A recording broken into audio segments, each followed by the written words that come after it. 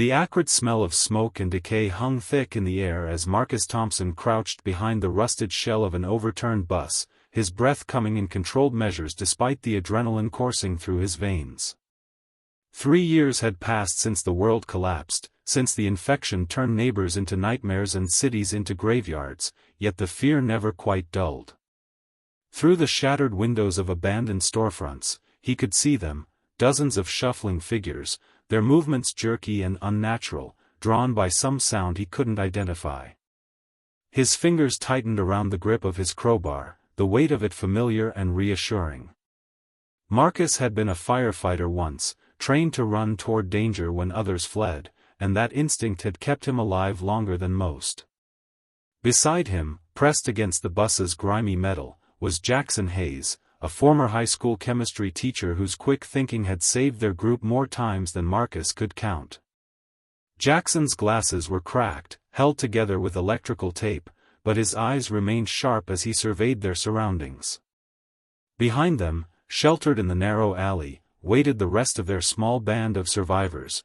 Amanda Pierce, a former Army medic whose steady hands had stitched them back together after countless close calls, her younger brother Tyler, barely 19 but fierce when cornered, and old Benjamin Cross, a retired construction worker whose knowledge of the city's infrastructure had guided them through subway tunnels and maintenance passages that the undead couldn't navigate.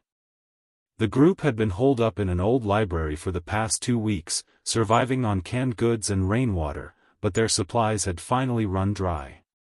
This supply run was supposed to be simple: get in, grab whatever food remained in the convenience store 3 blocks away, and get out before dark. But nothing was ever simple anymore. Marcus hand signaled to Jackson, 2 fingers pointing toward a gap between buildings to their left. They needed to move now, while the main horde was distracted. Jackson nodded and turned to relay the message to the others. They moved as one, silent as ghosts, years of survival honing them into an efficient unit. Amanda led Tyler by the hand, her medical bag secured tightly across her chest, while Benjamin brought up the rear, a length of pipe gripped in his weathered hands. They slipped through the gap, pressing themselves against the cool brick walls, barely breathing as a lone zombie stumbled past the alley entrance, oblivious to their presence. Marcus counted to 30 before motioning them forward again. They had almost reached the store when they heard it, a sound that made Marcus's heart leap with something he'd almost forgotten: hope. It was faint, crackling with static, but unmistakable. A voice. Human. Coming from inside the convenience store they'd been heading toward. Jackson heard it too, his eyes widening behind those taped glasses. They approached cautiously, and through the store's grimy window, Marcus spotted it, a battery-powered radio sitting on the counter, its small red light blinking steadily. He tested the door, found it unlocked, and slipped inside with Jackson while the others kept watch. The voice was clearer now, repeating the same message on a loop.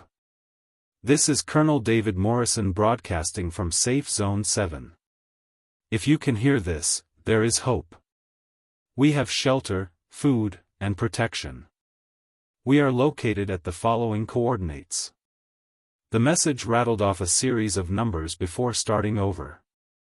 Marcus and Jackson exchanged glances, and in that moment, something passed between them, a silent question.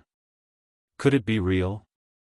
After 3 years of fighting, running, and watching the world crumble, could there actually be a safe haven? Jackson quickly scribbled down the coordinates on a scrap of paper, his hands trembling slightly. Marcus grabbed what supplies he could find: 3 cans of soup, a box of crackers, 2 bottles of water, and stuffed them into his backpack. The radio message continued its loop, that voice promising salvation in a world that had forgotten the word.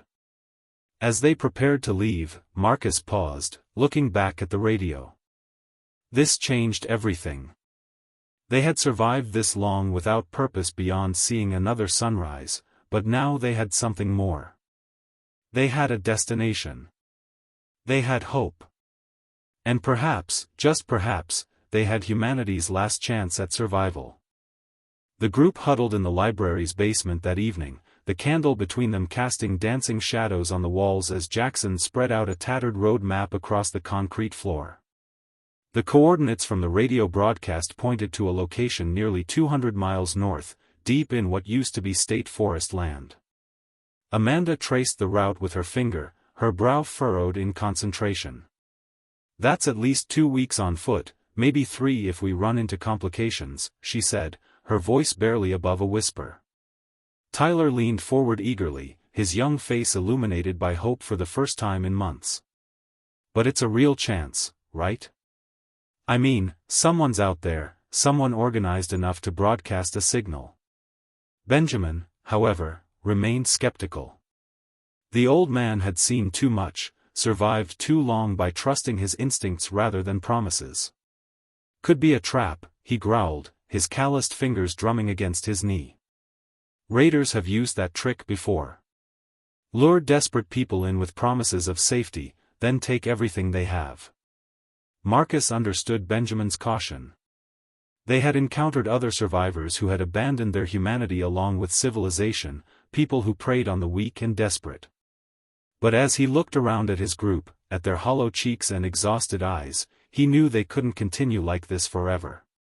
They were surviving, yes, but barely. The library's resources were depleted, and winter would be coming in a few months. They needed more than day-to-day survival. They needed a future. Jackson broke the tense silence, pushing his taped glasses up his nose.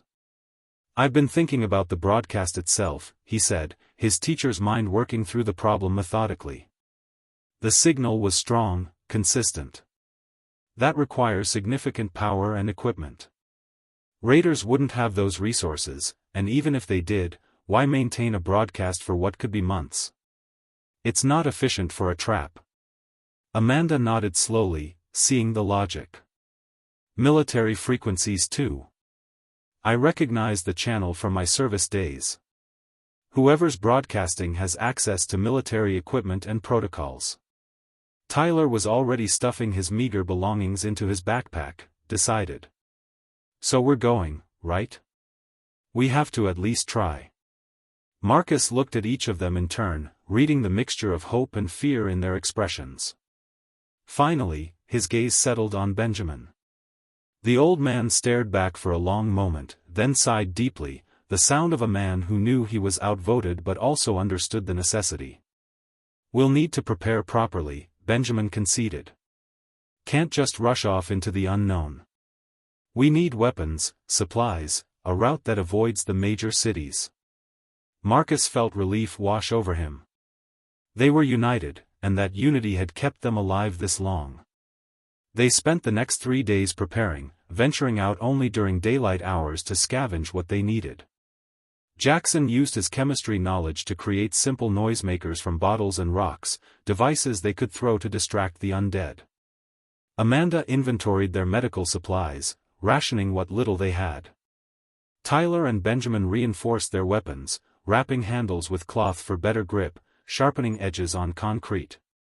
Marcus planned their route, marking safe houses and potential danger zones on the map based on their knowledge of the area.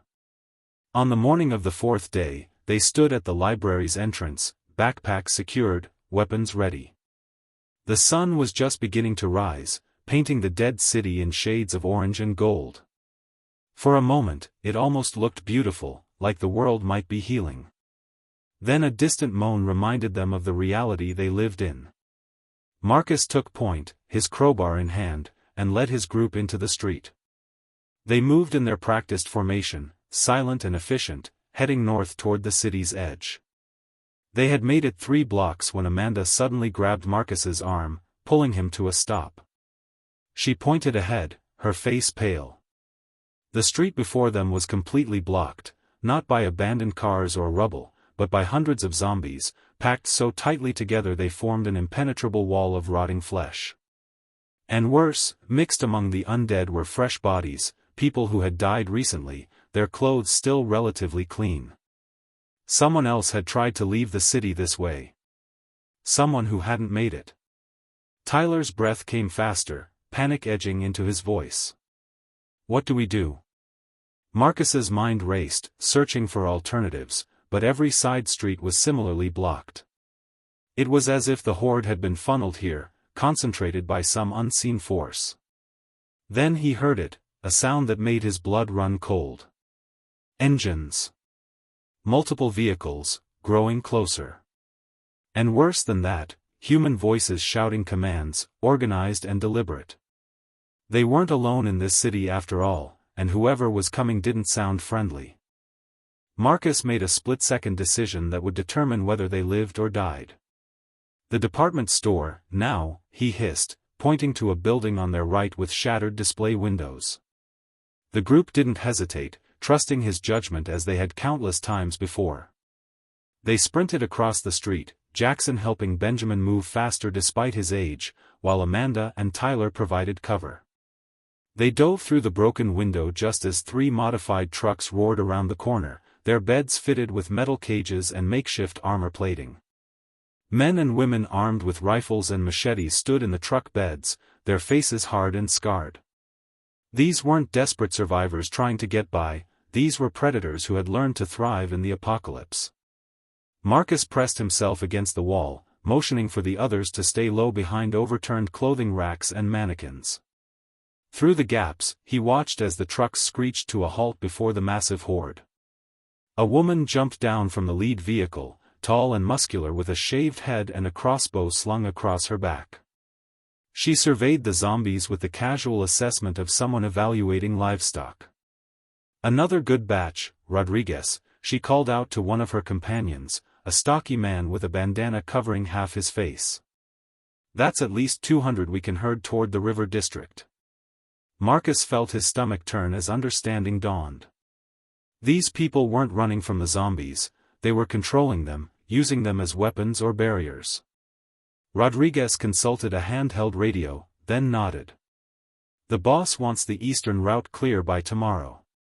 We'll funnel this group through Patterson Street, seal off the alternatives."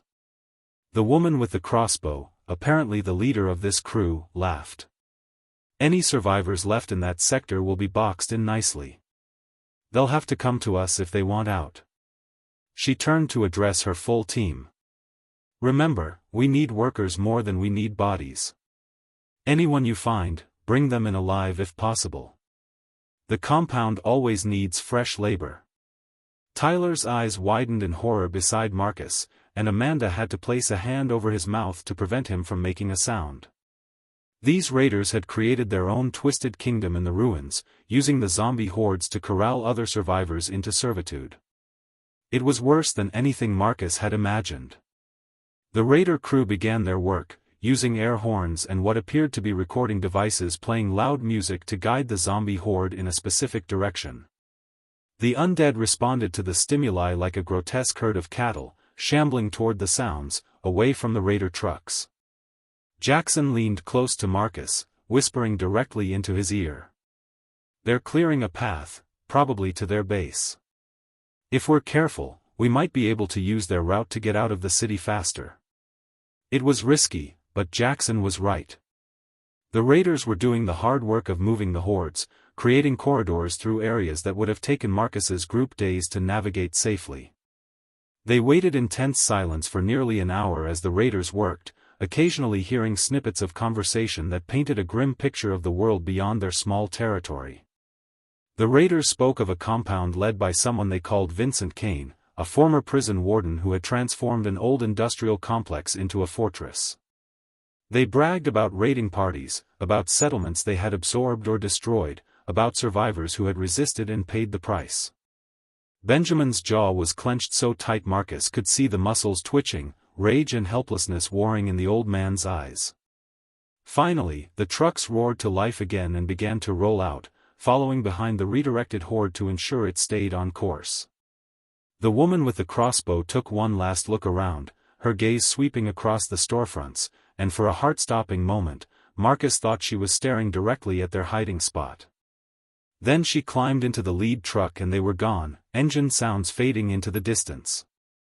The group remained frozen for another 10 minutes, ensuring it wasn't a trick, that the raiders weren't waiting in ambush. When Marcus finally gave the all-clear signal, they emerged from behind the clothing racks like ghosts, shaken but unharmed. Tyler was trembling, his hands balled into fists. "There are people out there enslaving other survivors," he said, his voice cracking with emotion. "We can't just," Amanda pulled her brother close, holding him tight. "We can't save everyone, Tyler. We can barely save ourselves." But Marcus was thinking about the radio broadcast, about Safe Zone 7 and Colonel Morrison's promise of shelter and protection. If such a place really existed, if there were still people trying to rebuild rather than rule through fear, then they had to reach it. They had to warn them about Vincent Kane and his raiders. The stakes had just gotten much higher than simple survival. The group moved through the path the raiders had cleared, using their cruelty as an unintended advantage. Marcus led them through abandoned neighborhoods where lawns had become jungles and houses stood as hollow monuments to lives lost. They traveled primarily during early morning and late afternoon, avoiding the midday heat when the undead were most active and the cover of full darkness when they couldn't see threats coming. By the 5th day since leaving the library, they had covered nearly 40 miles, crossing the city limits into suburban sprawl that gradually gave way to rural farmland. Benjamin's knowledge proved invaluable as he identified which homes might have well water they could drink and which structures were sound enough to shelter in overnight. They had just settled into an old farmhouse for the evening, boarding up the lower windows as they always did, when Tyler returned from scouting the perimeter with urgent news. "There's someone in the barn," he whispered, his hand gripping a rusted machete they had found days earlier. "I heard movement, definitely human. Could be raiders." Marcus felt his muscles tense. They had been lucky to avoid another encounter thus far, but their luck couldn't hold forever. He signaled for Jackson and Amanda to stay with Benjamin while he and Tyler approached the barn cautiously. The structure was weathered but solid, its doors slightly ajar. Marcus could hear it now too, movement inside, and something else. Crying. Soft, muffled, but unmistakably the sound of someone in distress. He pushed the door open slowly, crowbar raised, Tyler flanking him with the machete. The interior was dark, lit only by fading sunlight streaming through gaps in the wooden walls. Hay bales were stacked along one side, and old farming equipment rusted in corners. Then he saw her, a woman, probably in her 30s, huddled in the corner with 2 children pressed against her sides. A boy of maybe 7 and a girl no older than 5, both with wide, terrified eyes. The woman struggled to her feet, placing herself between Marcus and the children despite being armed with nothing but a broken piece of wood. "Please," she gasped, her voice hoarse. "Please don't hurt them. Take whatever you want, just leave the kids alone." Marcus immediately lowered his crowbar, raising his free hand in a gesture of peace. "We're not going to hurt you," he said gently. "We're just passing through. Are you injured?" The woman stared at him suspiciously, clearly having learned the hard way that not all survivors could be trusted. Tyler slowly set down his machete, understanding that they needed to show they meant no harm. "I'm Marcus," he continued. "That's Tyler. We have 3 others in the farmhouse. We're heading north, trying to reach a safe zone."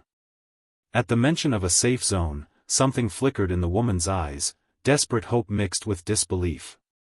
"There's no such thing anymore," she said, but her voice wavered. "There's just running and hiding and waiting to die." Marcus noticed the children then, really noticed them. The boy's arm was wrapped in dirty bandages, and both kids looked severely malnourished, their cheeks hollow and skin pale. The woman herself was in no better condition, swaying slightly as if standing required most of her remaining strength. "When did you last eat?" Tyler asked, already knowing the answer. The woman's lip trembled and she couldn't seem to find words. The little girl spoke instead, her voice barely audible. "Mommy gave us her food yesterday." That was all Marcus needed to hear. "Tyler, get Amanda and bring food and medical supplies. Now." As Tyler ran back to the farmhouse, Marcus kept his distance, not wanting to frighten them further, but spoke in soothing tones. "What's your name?" After a long pause, she answered. "Rebecca Walsh." This is my son Connor and my daughter Lily. Her story came out in fragments as Amanda treated Connor's infected arm and Jackson prepared a small meal for the children. Rebecca had been fleeing south with her family when raiders attacked their convoy 2 weeks ago. Her husband Daniel had sacrificed himself so she could escape with the kids. They had been wandering ever since, avoiding both the undead and the living, surviving on scraps and creek water. When Amanda mentioned the radio broadcast and Safe Zone 7, Rebecca's face crumpled. "We heard it too," she whispered. Daniel thought, he believed we could make it there. He died believing there was something worth reaching. The emotion in her voice struck something deep in Marcus's chest, the weight of responsibility, of hope, of promises made to the dead. Benjamin, who had been watching silently from the doorway, finally spoke up. "The children won't survive another 2 weeks on the road, not in their condition." He was right, and everyone knew it. Connor's infection needed proper treatment, and both kids needed rest and regular food. But they also couldn't stay here. This farmhouse offered no long-term safety.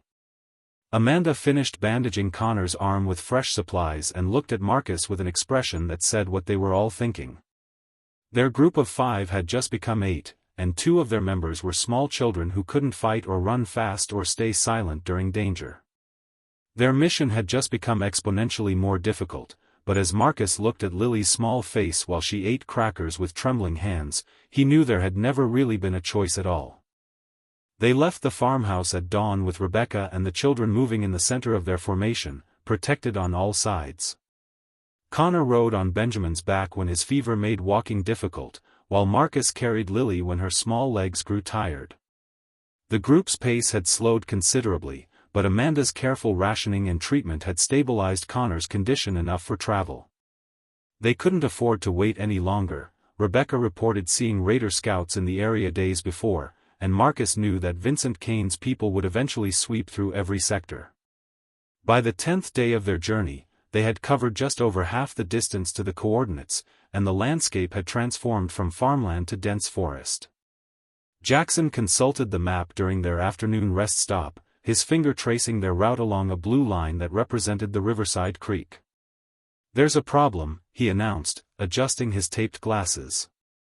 "The old highway bridge that crosses the ravine up ahead is the only passage for miles. The alternative routes add at least a week to our journey." Benjamin studied the map and grunted in recognition. "I know that bridge. Built it myself, part of the crew anyway, back in '89. If it's still standing after 3 years without maintenance, it should hold our weight."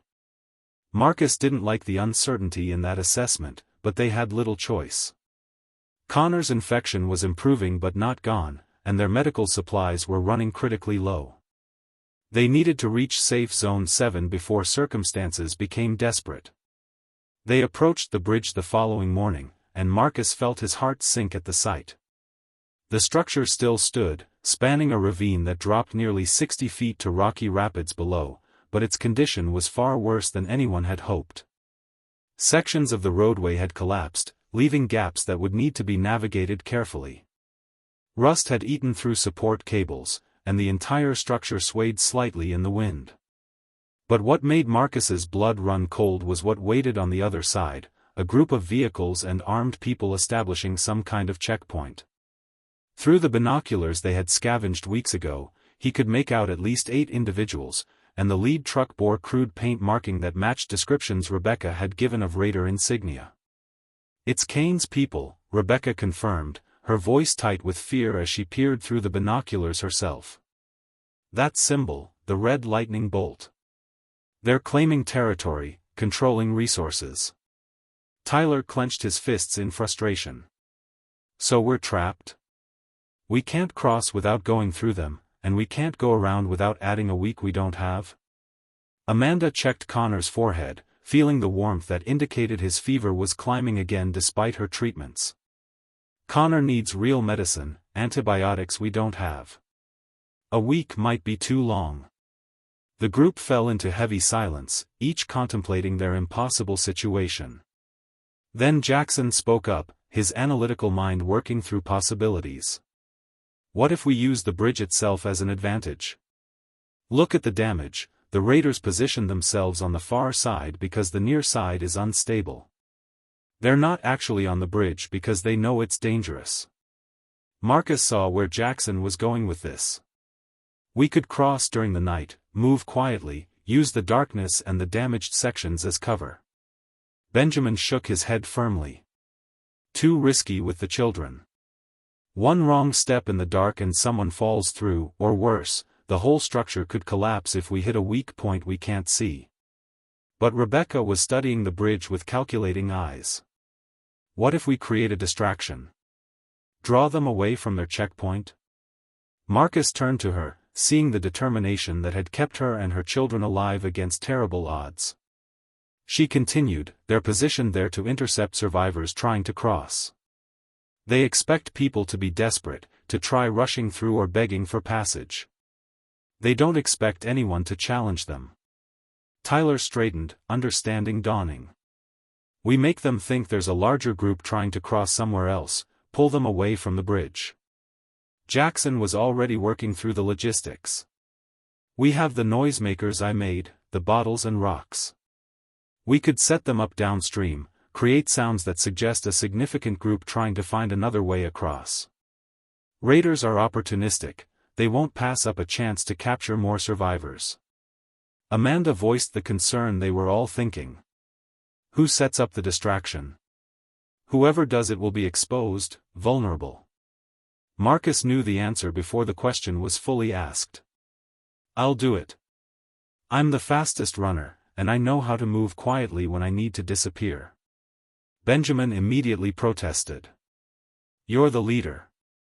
We need you to get everyone across safely." But Marcus had already made his decision. "Jackson knows the route as well as I do.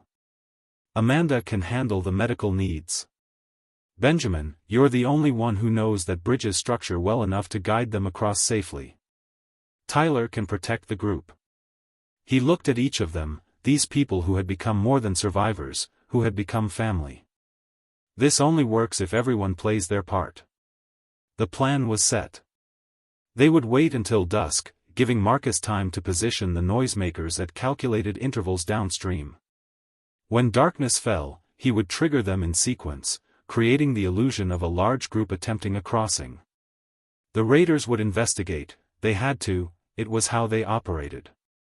And in that window, Benjamin would lead the others across the damaged bridge, using his knowledge of construction to identify safe paths through the deterioration. As the sun began its descent, painting the sky in shades of orange and purple, Marcus prepared his equipment. Rebecca approached him, Lily holding her hand. The little girl looked up at him with solemn eyes and pressed something into his palm, a small plastic horse, a toy she had carried through the apocalypse. "For luck," Lily whispered. "So you come back." Marcus knelt down to her level, closing his fingers around the tiny horse. "I promise I'll return this to you on the other side," he said, and meant it with every fiber of his being. As darkness fell, Marcus slipped into the forest, carrying the hope of 7 people on his shoulders and a child's toy horse pressed against his heart. Marcus moved through the darkness like a shadow, placing Jackson's noisemakers at carefully calculated positions along the ravine. His heart pounded as he worked, acutely aware that any mistake would cost not just his life but the lives of 7 people who depended on him. Through the trees, he could see the raider checkpoint, their campfire casting dancing shadows across the bridge's entrance. He positioned the final device and checked his watch, midnight exactly. It was time. He triggered the first noisemaker, bottles clattering against rocks in a cascade of sound that echoed through the ravine.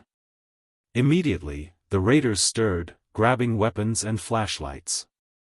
Marcus triggered the second device 30 seconds later, further downstream, then the third. The pattern suggested movement, a group trying to navigate the ravine in darkness.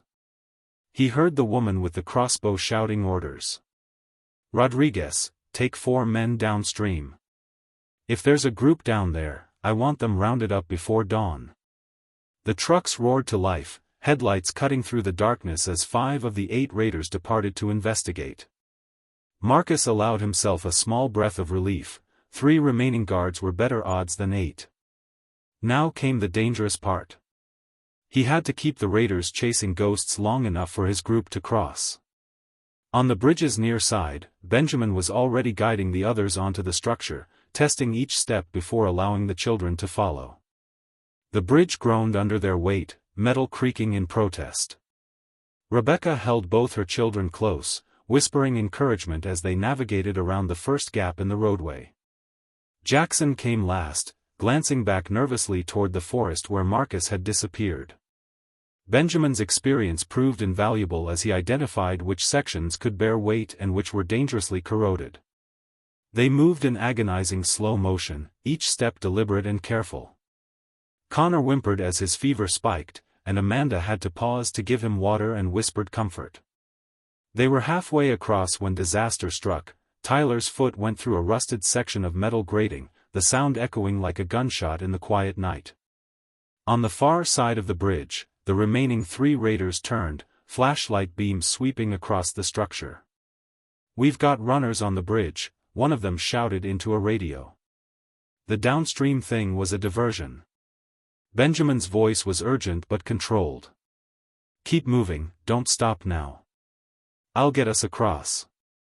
The raiders began advancing onto the bridge from their side, weapons drawn, but Benjamin knew something they didn't. He stopped the group at a specific section, then stamped his foot hard 3 times on a particular support beam. The vibration traveled through the structure, and a section behind them suddenly groaned loudly, cables snapping with sounds like whip cracks. The raiders froze, realizing the bridge was far more unstable than they had assumed. "One more step and I bring the whole thing down," Benjamin shouted, his voice carrying the absolute conviction of a man who had built this bridge and knew exactly how to destroy it. "We all fall, you included." The raiders hesitated, weighing their options. In that moment of uncertainty, Marcus emerged from the tree line behind the raider position, having circled back at a dead sprint. He brought his crowbar down on the nearest raider's weapon, sending it clattering away, then dove for cover as the other 2 spun toward him. "Go!" Marcus shouted toward the bridge. "Get them across." Tyler didn't hesitate. He helped pull Connor onto his back while Amanda and Rebecca supported Lily between them. Jackson and Benjamin moved the group forward quickly, using the distraction Marcus had created. The bridge swayed dangerously, more sections crumbling, but they pushed forward with desperate speed. The 2 raiders facing Marcus were torn between pursuing the group and dealing with the immediate threat. Marcus didn't give them time to decide, throwing a rock that shattered one raider's flashlight and plunging their side into darkness. By the time they recovered, Benjamin had led the group off the far end of the bridge, and Marcus was sprinting across the deteriorating structure himself. Behind him, he could hear the trucks returning, the downstream team realizing they had been deceived. He ran harder than he had ever run, feeling sections give way beneath his feet, leaping gaps that opened up as support cables snapped. He could see his group ahead, waving him forward, and pushed his body beyond exhaustion. Marcus dove off the bridge's end just as a major support gave way with a thunderous crack. The entire center section collapsed into the ravine, taking with it any hope the raiders had of immediate pursuit. He lay gasping on solid ground, and then small hands were touching his face, Lily, checking if he was real. He pulled the plastic horse from his pocket and placed it in her palm. "Told you I'd return it," he managed between breaths. The raiders stood on the far side of the destroyed bridge, their shouts of anger fading as Benjamin led the group into the forest. They traveled through the night, putting as much distance as possible between themselves and Vincent Kane's territory. As dawn broke on the 14th day of their journey, they crested a hill and stopped, frozen by what lay before them. In the valley below stood a compound of remarkable construction, high walls, guard towers, organized buildings, and cultivated fields. People moved about in daylight, working without fear. A flag flew from the central building, and painted on the gates in clear letters were the words, "Safe Zone 7, Colonel David Morrison, commanding." Smoke rose from chimneys, children's laughter carried on the wind, and for the first time in 3 years, Marcus saw something he thought was lost forever: civilization. Rebecca began to cry, holding her children close. Tyler let out a whoop of joy that he quickly stifled, still cautious despite the evidence before them. Benjamin clapped Marcus on the shoulder, respect and relief in his eyes. Amanda checked Connor's fever one more time and smiled, it was finally breaking. Jackson adjusted his taped glasses, his analytical mind already cataloging everything he saw, planning for a future that suddenly seemed possible. As they descended the hill toward the gates, Marcus felt the weight of their journey settling into something else, not an ending, but a beginning. They had survived the horde, outmaneuvered the raiders, and kept their small family intact against impossible odds. And now, finally, they had found humanity's last hope, and with it, the chance to rebuild the world.